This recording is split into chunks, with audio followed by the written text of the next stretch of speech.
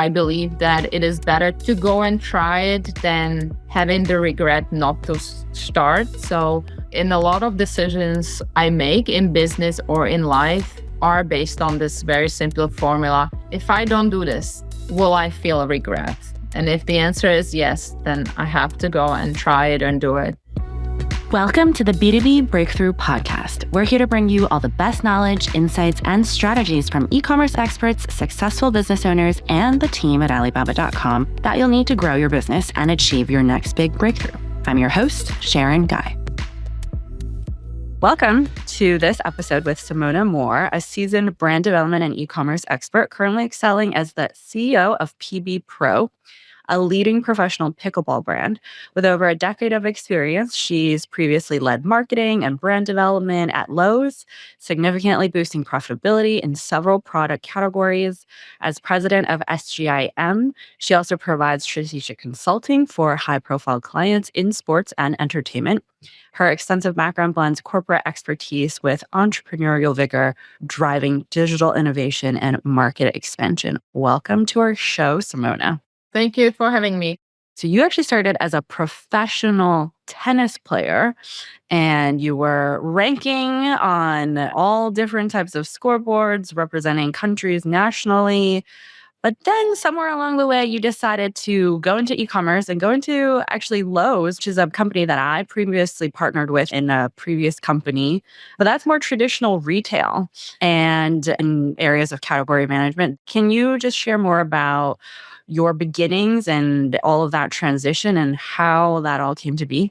So I had a very untraditional journey when it comes to kind of how I end up in business. And as you mentioned, I was a professional tennis player. So I was born and raised in Slovakia, coming from a very athletic family. My father was a semi-professional soccer player and then took on a role to lead me. The goal was to get into professional tennis, which I played about 5 years. I tried to break through and kind of make my mark, and I did my best. Half of my tennis career happened in Slovakia. When we moved, I was about top 5. And then in Czech Republic, that was my second half of my junior career was in Czech Republic. So I played in both countries. The biggest accomplishment I had in a junior career is to win some ITF tournaments in doubles. I won 2 or 3. And then I won the indoor national championship in juniors 16 and under. And after that, when I was 17, I moved into the pro ranks. But to your point, the training was pretty extensive. I think the first 3 years, between 7 and 10, it was kind of just fun and just getting into the game. But then after I was 10, the training became more focused and extensive with specific goals and things like that. And my dad was probably ahead of his time in terms of nutrition and training, very purposeful training from a very young age. So I kind of learned the discipline and saw results. So I trusted the process. How did you transition to Lowe's and the corporate life? So when I knew that the career was ending, I was thinking about what I'd like to do in the future. It was obviously not a scary time because you were trying to transition to unknown. All I known was to be an athlete and the athletics. At first, I thought I was going to stay with professional sports on the side of a business manager or an agent or something like that. And that was the goal I had while I was in college. So I took all the business classes, but my goal is I'm going to become a sports agent. I'm going to come back to pro sports. And I've done some impressive internships that led to it. So I did internship at Rolex in advertising. Then I did internship at IMG Academies. And then my last internship was actually at IMG headquarters in Ohio, which is the international management group. Back then, that was the group to kind of work for. But there were some unfortunate circumstances that happened after I graduated from school. And really the positions that I was interested in were not available in pro sports. And I thought I'll just transition into regular business and then we'll see how my career unfolds. And I interviewed for the internship at Lowe's, and it was just a growing company. It was really booming, growing, building stores. So they were hiring. They hired me for the brand management group. And when I first started, it was a really funny story. My English wasn't that great yet. It was kind of my second language. And I had to learn the business language that was outside of the sports. And I remember my first project was to do analysis on rakes and shovels. I was supposed to go to see the competitors and do a full-on analysis of the branding and the pricing and things like that. And I remember I had to take a dictionary and kind of like look at what the rakes and shovels were. But I did really well. And I kind of found this new excitement about something totally new, not related to sports. That is actually very true. The confidence that you can get from looking at a very niche product that has its own marketing.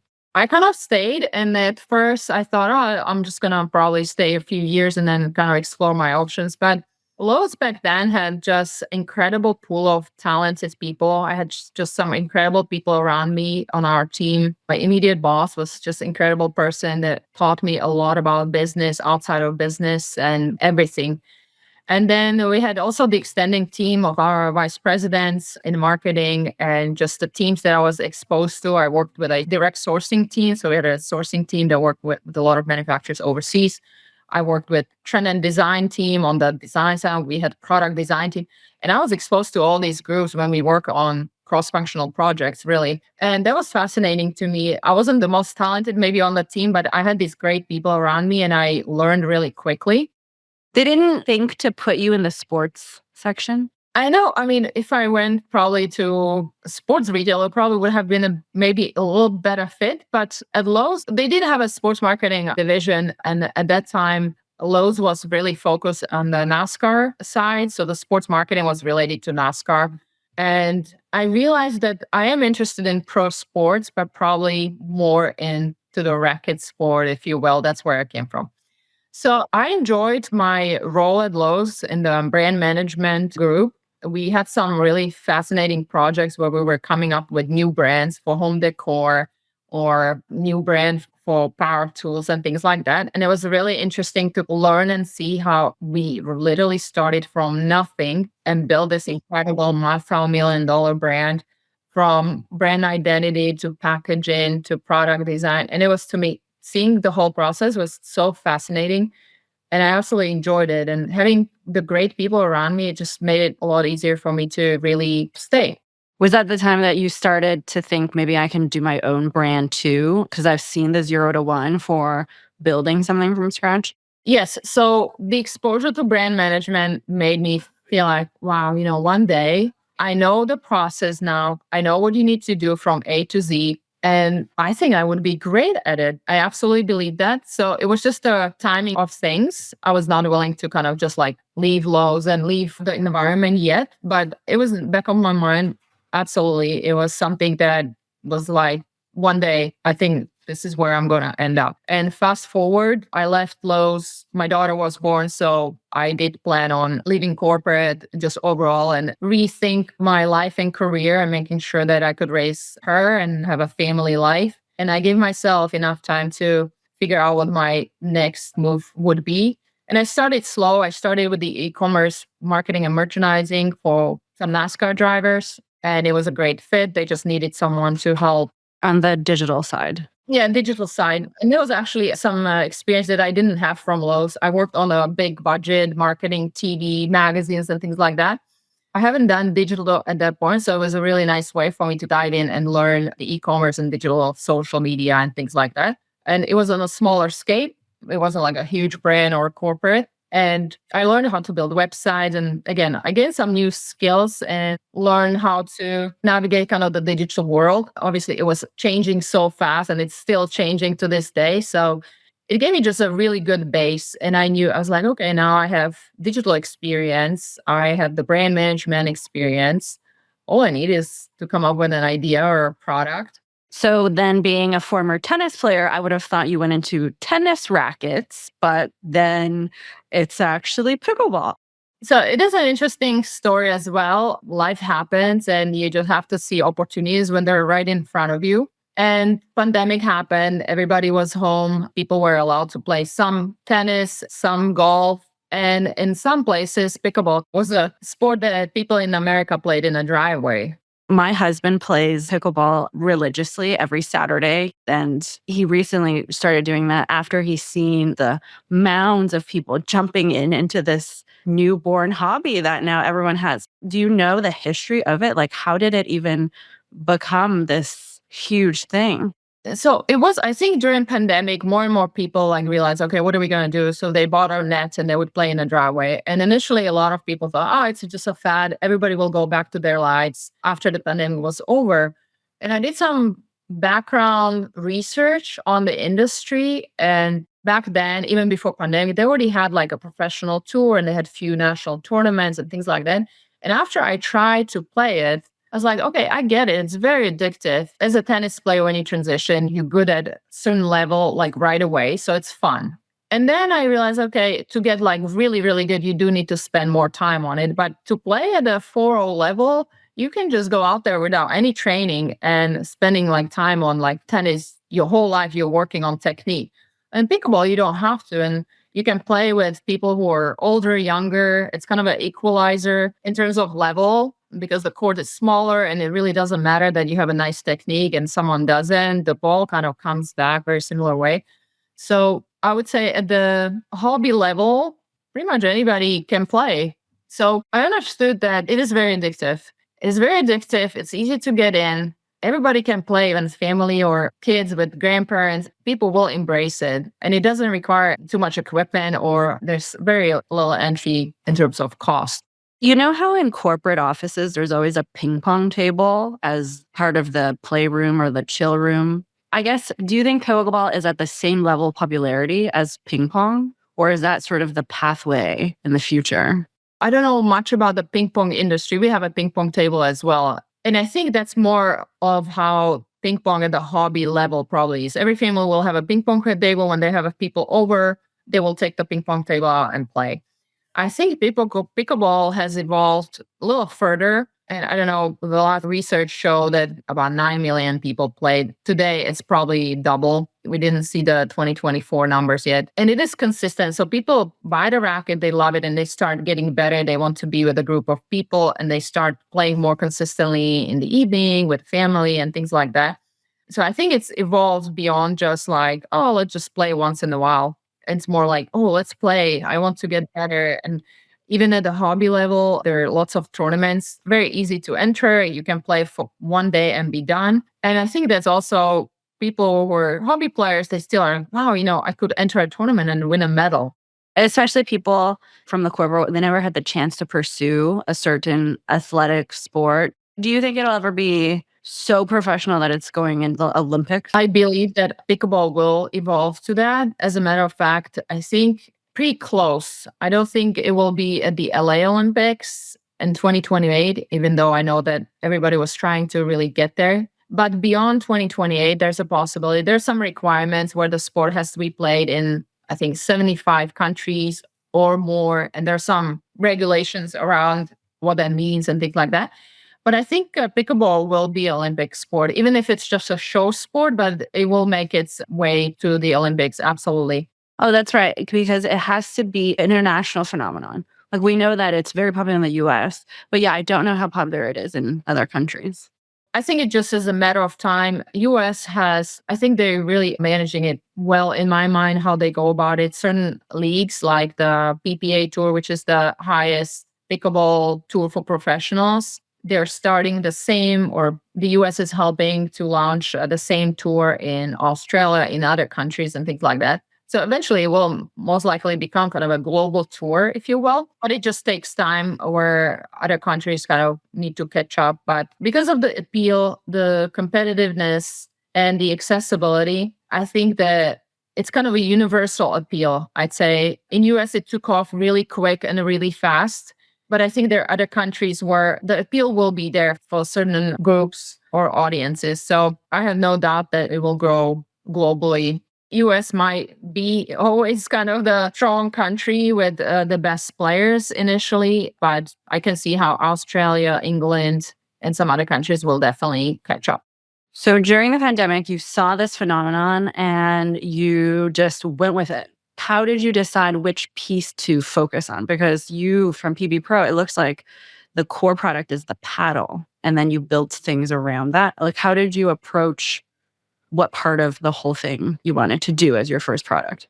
So creativity is really something that comes to me very naturally. When it comes to ideas, I am the person for ideas and I come up with a plan how to execute very quickly. But initially, the thought was like, wow, this sport is going to stay here. That was the first thought after my research. And then I thought when I first played with the paddles that were available, I wasn't thrilled. Me coming from tennis, in tennis, very good feel for the ball. And I can judge the feel of anything that I hit with.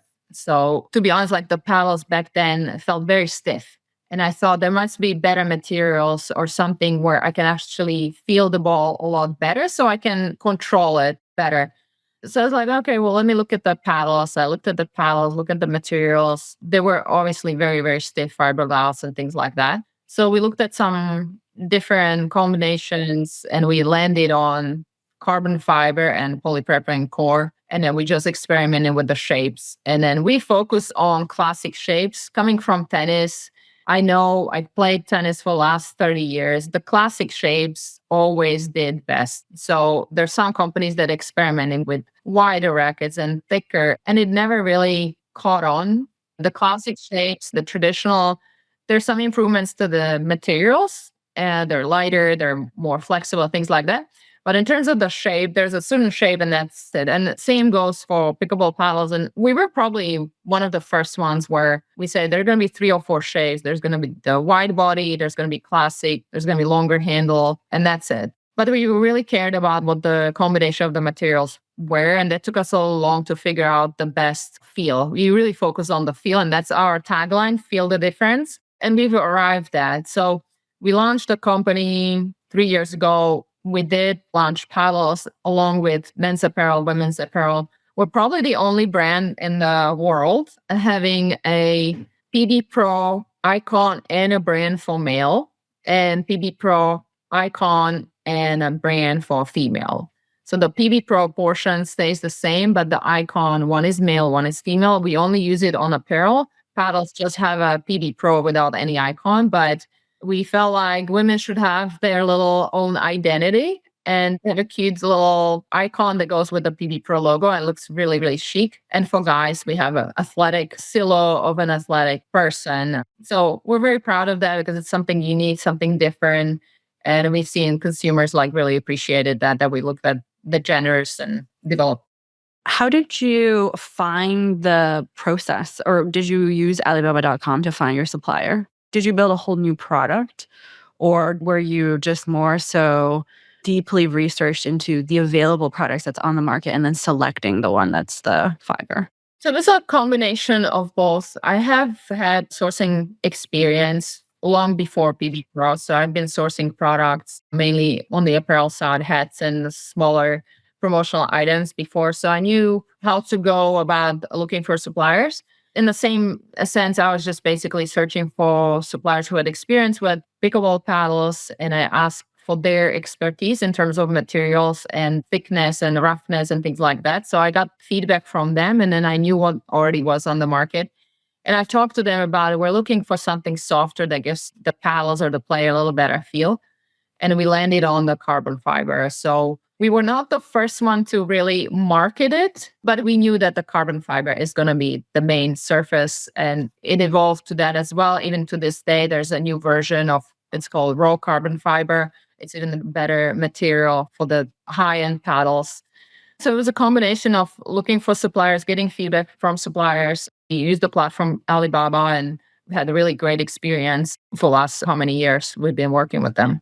My husband started out with pretty cheap paddles from Amazon, and then now he's upgraded to the carbon fiber. So I guess everyone eventually migrates to something sturdier. I was just going to say that the way the pickleball paddles have evolved, I would say in the feel, durability, and just kind of like the overall construction and quality has gotten a lot better. And now we're all waiting, what's the next big thing?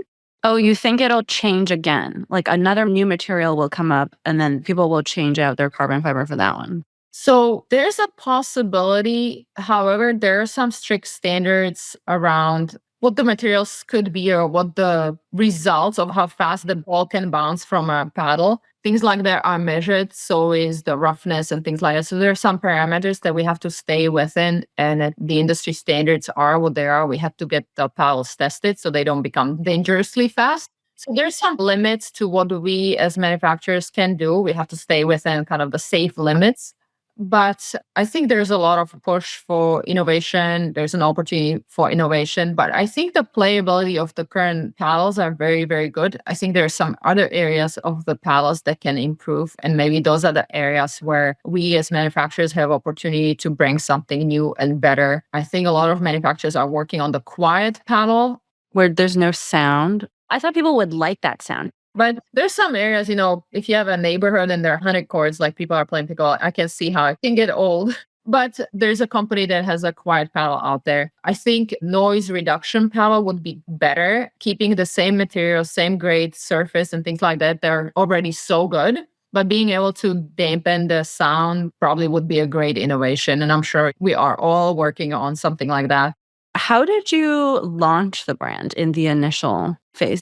During pandemic, I did some sourcing projects that helped me generate some cash flow. And I used that cash flow to start my own business because I had a lot of experience to do a lot of things myself, like outsourcing production, obviously, but sourcing design, I outsourced design. But designing a website, social media, and things like that, I was able to do all of that because I had this experience from Lowe's. I had this experience from working in e-commerce. So a lot of tasks that normally I would have to outsource, I was able to do by myself. And then even packaging. So the package design concept and things like that, I already had in my mind. I knew what they should look like. And then I have a designer that would execute and do them. So that part wasn't really that big of a deal. And buying the inventory, same thing. Like I used some of the funds that I generated from other sourcing projects and it worked nicely. And we launched in the fall of October 2020. And we launched online and kind of decided we're just kind of like going to build the momentum. The sport was very popular. So a lot of the clubs were calling us. We got a lot of inquiries. We were able to get into some online stores and things like that. So we had a nice momentum. How were you able to do that? Just from the articles and just via SEO or through Google ads to be discovered?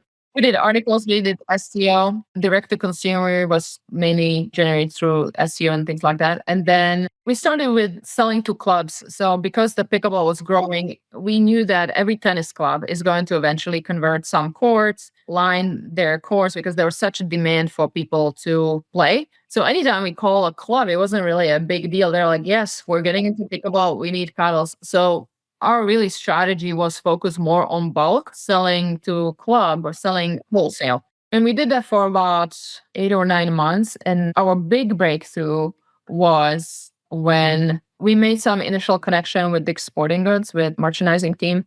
And the big thing was when they were getting into a pickleball category, and we were probably one of the first brands they picked up and they bought all of our inventory. And that was a big breakthrough for us as a small brand and things like that in a new sport. That kind of launched our success. And since then, we were able to gain more accounts with other retailers and things like that. So now you're still majority wholesale versus direct, or have the scales tipped? Yes, majority is still wholesale. And now, because we are established now with a national retailer and working on some other channels, we're now able to really invest and focus on the direct to consumer and build that channel much better because we have the cash flow and things like that. What are your strategies in growing direct? Mainly SEO. So working on a content, developing really, really good content that brings people to our site has proved itself being very successful, maybe even better than advertising. And since the landscape online is changing heavily, people are searching for good information and good content, and that has proved itself as the best strategy right now. Can you give some examples of what you've done? So we stay on top of the trending topics. So, for example, not many people know whether the sport is Olympic sport. Olympics are coming up. So we would write an article about the Olympics. We state the obvious that pickleball will not be in the Paris Olympics, and here are the reasons. But this is what pickleball has to achieve in order to get there. So we do heavy information about a topic like that. And then, of course, at the end, we put our own thoughts and suggestions and things like that, that we as a company, where we stand on a topic like that. So we provide our own point of view. And another example would be there are a lot of tennis players getting into pickleball. There is a little rift between tennis and pickleball, which sport is harder and things like that. At the end of the day, I think in my mind, the two sports can coexist. I would say the very similarity between tennis and pickle is probably skiing and snowboarding. Skiing was the core sport where everybody was a skier. And then when snowboard came in, I'm sure the skiers didn't really feel that great about it. But a lot of kids, younger audience, they embrace and love snowboarding. And these days, we all accept it. We all ski and snowboard on the same mountain. And these two sports can absolutely coexist wonderfully. And I almost look at tennis and pickleball maybe in that respect. Initially, when snowboard started, it was kind of like hop on the board and let's go and let's have some fun. And pickleball is kind of like that. Don't worry about your style. Just get in there. Let's hit some balls. And those two sports evolved and coexist nicely. And I kind of feel like tennis and pickleball are a little bit in that space as well. And I guess both of them helped each other grow, because when you drive a very long time and you go to like the snowy mountain, like it's nice to have more choices. That if you don't really like the skiing, if it's too hard, that you can try the other one as a beginner too. And it's similar for the racket side. What has been the hardest part about doing this business? Seems like it's going very well. The most rewarding part is the creative, at least for me, for my personal fulfillment, if you will. The creative part is maybe what drives all of it. So for me, being able to come up with a palette that really feels great and I get feedback from customers, this is really great. This is so much better than the previous version. And they give me some tips. And I take that information, I'm able to come up with a product that's actually sellable. It's very rewarding. So that part, coming up with a new product line, colors and things like that, it's a joy. So I very much enjoy the creative process. And that drove building company around it. Because I have so many skills, I was able to do a lot of things myself. Me also coming from big box retail, I understand what the big box customer is looking for in terms of delivering the presentation or what are they going to look like. You know, they look at the line, your product kind of has to fit in from price point, has to fit in from color scheme, has to fit in from wherever the customer is shopping the retail. And me coming from Lowe's, I understand all those questions. So when I'm presenting my product, I'm not just presenting, hey, this is a line of product we developed. This is a line of product that would fit in to your retailer. And then when I'm talking to a different retailer that has a different customer base, I'm able to deliver a product that will fit into their portfolio or the category. So that has been really helpful. I enjoy working with big box retail. Yeah. And it's also one of those relationships that becomes a key account. Like once you get in, secure it, quarter after quarter, it's pretty even keeled in terms of order. Yeah, for the most part, we obviously have to keep up with the innovation. There are a lot of new players and competition coming into the category. So it becomes challenging because the space becomes crowded. But we've been able to stand on our own 2 feet and hold our own. I imagine that the CEOs of the other brands might not have been a professional tennis player in the past and understood paddle. So you kind of have a natural upper hand in that. I think that, and I thought we're probably the only, or there may be a few manufacturers, women owned. We're women owned. It's kind of very unusual in this space. I think there are a lot of women that actually are in pickleball and very successful. But in the hard goods, like technical pickleball paddles, it's a little bit less. And we are 100% women owned. We just got the certification, WBE. We're very proud of it. So we hope that we'll be able to leverage it and also kind of become real good partners for new retailers where they can leverage us and kind of also show that they do work on diversity and they embrace diversity. What are some of your next goals with the company? So in terms of the business, we would like to continue innovating, like come up with a really, really good innovative product would be absolutely amazing. We're working on a few things. And we would like to really develop the direct-to-consumer channel. That's our goal. I think we have really good handle on the big box retailers. Direct-to-consumer is very, very attractive, and we're working on that very hard.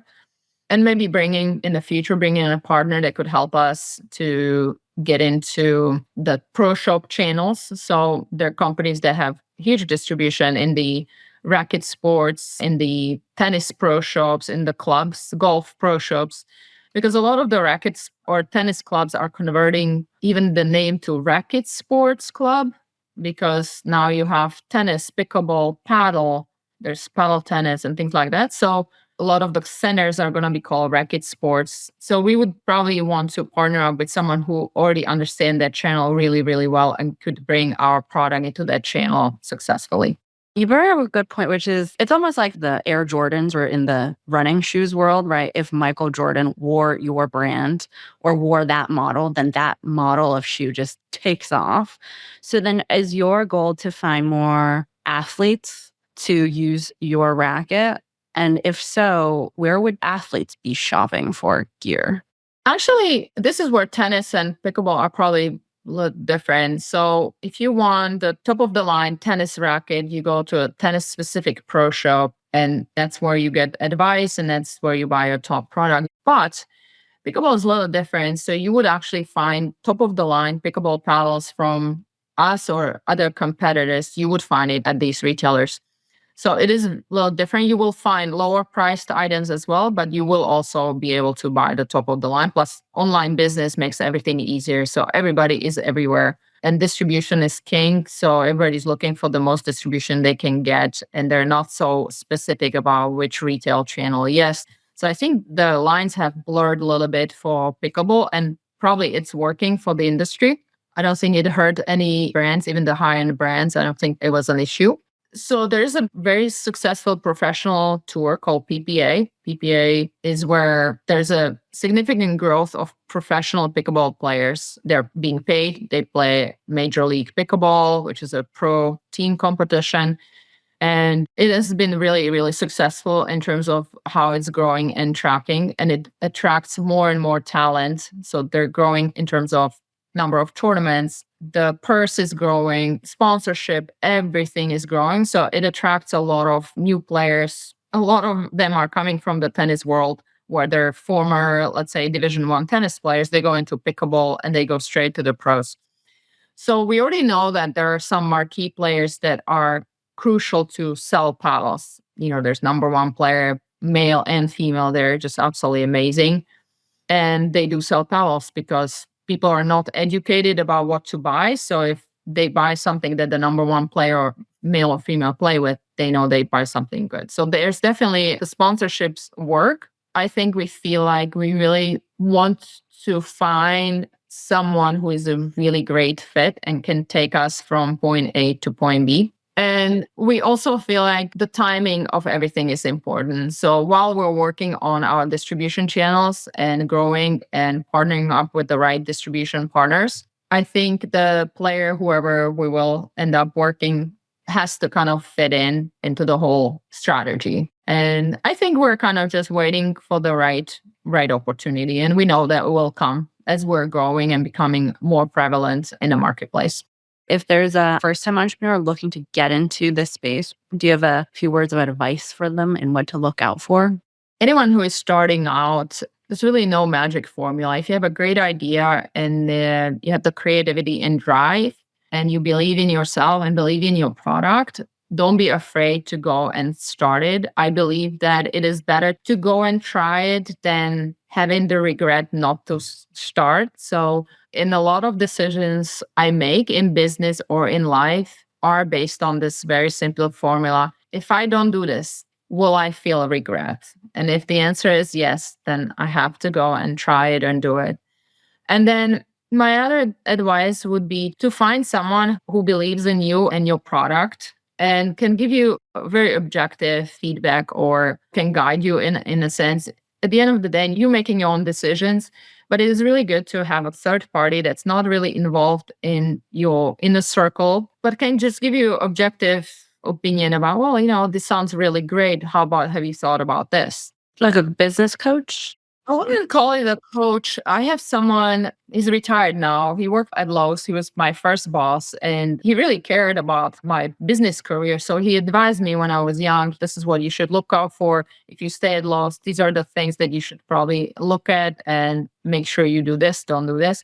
And I always went for an advice for him. At the end of the day, I made my own decisions, but it was really hard to kind of like listen to someone who had good intentions with your career and really wanted the best for you. And even though he's not retired, and once in a while I call him and I situation I have and I ask, how would you handle this or how should I look at it? And he has very good perspective. And this has helped me to grow as a business owner. And it also helped me to not to be afraid to ask questions or ask for help. And there may be some people from different industries that may not really understand exactly your niche, but they understand the principles and may just give you a really good advice. So that has really worked for me. I like to make my own decision or research, but once in a while, I really like to talk to a couple of people and just get their perspective because I'm running the business by myself. I don't really have a lot of employees and, I don't have huge teams and things like that I had at the corporate world.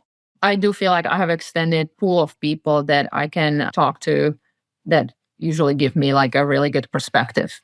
Are you part of any communities, whether it's online or local? We're not part of a community yet. I am excited about the women-owned business certification. I think women-owned has some communities and things like that. So I would like to get involved in some level, again, just to get perspective from different women in their respective industries. They may have some suggestions and things like that. So learning and navigating through the business world helps you to be successful. We know a lot of women entrepreneurs because a lot of them have used, because Alibaba is a platform and a lot of them come to find the first product or source or compare suppliers and whatnot. So far, I haven't interviewed anyone in the sports category, but I think the meeting of two different industries is sometimes when you spark a new, more innovative idea than just talking to somebody within the same industry that you're in. Yeah, sometimes it's better if the person is not in your industry and they're going to have a different perspective and they're not in your competition. You're not competitors. So that helps too. But it has been a great ride. I enjoy learning and developing. It's very fulfilling. And this business has given me a really great area to evolve as a person, business person, also in my family. I'm a much better delegator right now.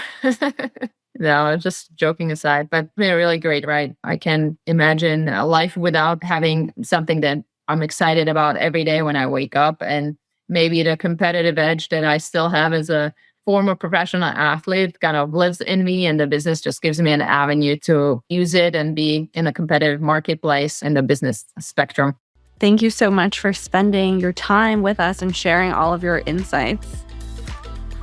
B2B Breakthrough is produced by Alibaba.com. To find out how Alibaba.com is empowering its customers with the tools, services, and resources they need to grow their businesses, visit Alibaba.com. And then make sure to search for B2B Breakthrough Podcast on Spotify, Apple Podcasts, or wherever you find your podcasts. Make sure to follow us so you don't miss future episodes. On behalf of the team here at Alibaba.com, thanks for listening.